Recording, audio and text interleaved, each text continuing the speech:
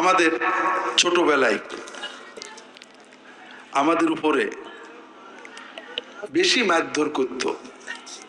ছোট যখন ছিলাম 2 বছর 3 বছর 4 বছর 5 বছর 6 বছর, চর সাপোর্ট, টুকটাক কিল, রাগ, গাল, বকা।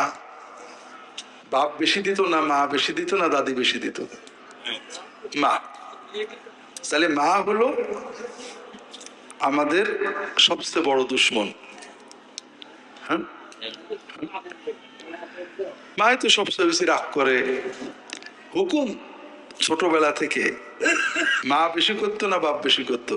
এটা কর, এটা করিস না, এইভাবে খাই, এইভাবে খাইস না। মা বেশি বলতো না বাপ বেশি বলতো? এখন একটা ছেলে, 2 বছরের ছেলে, 3 বছরের ছেলে চিন্তা করলো আমার মা তো রাগী, একটু 19-20 হলে তো মা বকা দেবে। আর আমিও তো মার কথা শুনতে পারি না। ছোটবেলায় আমরা কার কথা বেশি অমান্য করতাম কোন তো ঠিক করে? বাপ দিনের ভিতরে 5টা বলতো, মোটামুটি বাপের ভয়ে 5টাই মানতাম। আর মা সারাদিন 500 বলে, তার ভিতরে 400ই মানিনি। ঠিক না? ঠিক আছে। এখন একটা ছেলে মনে করলো আমি তো বাপের মায়ের ভালো ছেলে না, আমি তো মার কথা সব মানি না, আর মাও তো রাগী, কিছু বললে তো মা একটা বকা না দিয়ে কিছু করবে না। এখন থেকে আর মার কাছে কিছু চাবো না। মার কাছে যেটা ওইটা খালার কাছে চাবো। খালা আমার দয়াল খালা, কোনোদিন মারিনি আমার।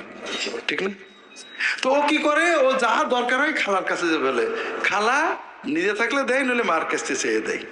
এইরকম কোন ছেলে যদি কোনো মার থাকে যে মার কাছে যে জিনিস চাওয়া দরকার ওটা খালার কাছে চাই, যে মা কি খুশি হয় না বিরক্ত হয়? মা খুশি হবে? অখুশি হবে, বিরক্ত হবে। ও কি মাকে অপমান করছে না সম্মান করছে? ও প্রমাণ করছে ওর মা ভালো মা না।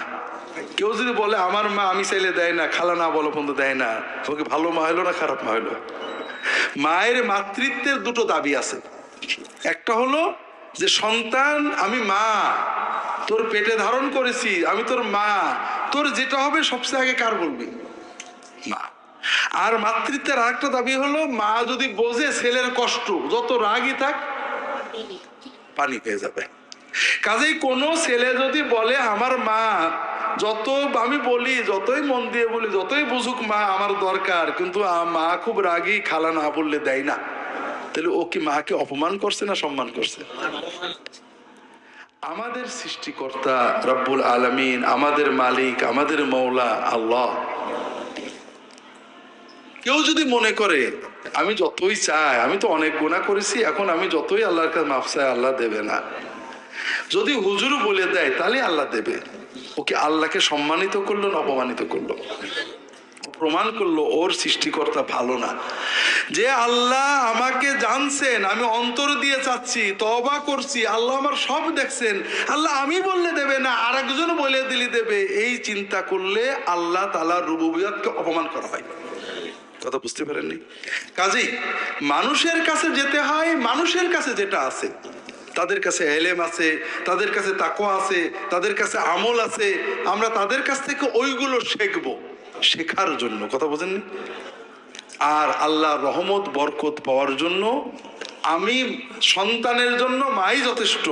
মা আর সন্তানের মাঝখানে ওসিলা লাগে, ওসিলা না হলে মা কিছু দেয় না। এরকম ইমান কয়টা সন্তানের আছে? আছে নাকি? আছে? কোন সন্তান কি এরকম বিশ্বাস করে যে আমি চাইলে মা দেবে না, কেউ না বলে দিলি মা আমার দেয় না? আছে নাকি? আছে।